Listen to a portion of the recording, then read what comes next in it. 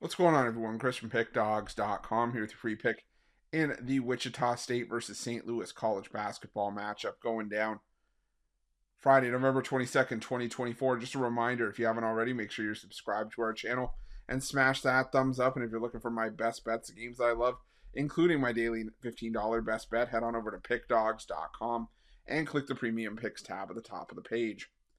But let's get to this one between Wichita State and St. Louis.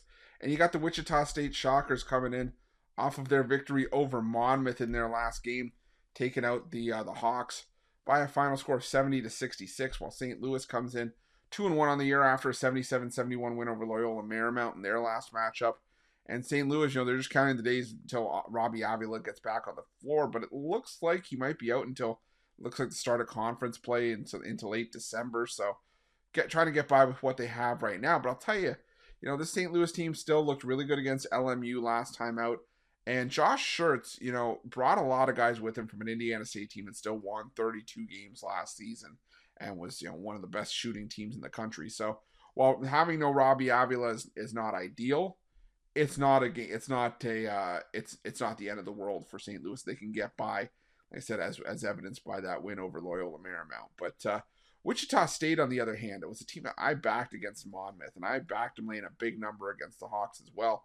And it just didn't work out for Wichita State. I mean, they left 11 points at the foul line. They shot 20 of 31, 64% from the line in that game. They went just 2 of 15 from behind the arc. They shot well from 2-point range, but that was about it. As they had to pull away from Monmouth in the last 10 minutes of that game. So for me, it wasn't a good look for Wichita State, who never led by more than 7 points in that game against the Hawks. It was not a good Hawks team either. So, you're giving me, a free bucket here with the St. Louis team that I think on the surface actually might be the better team and the more talented team as well. I think Wichita State benefited from playing a lot of their games at home. Now, granted, this is a Wichita State team that did beat Western Kentucky on the road.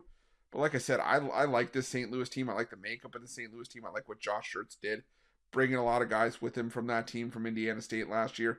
They shoot threes at a high rate, and they make them at a decent clip as well. And while Wichita State's perimeter defense has been solid, I think that St. Louis might just end up being too much for him here. If this game was at Wichita State and we were getting this line, maybe you can convince me to take the Shockers just with how solid Wichita State's been at home.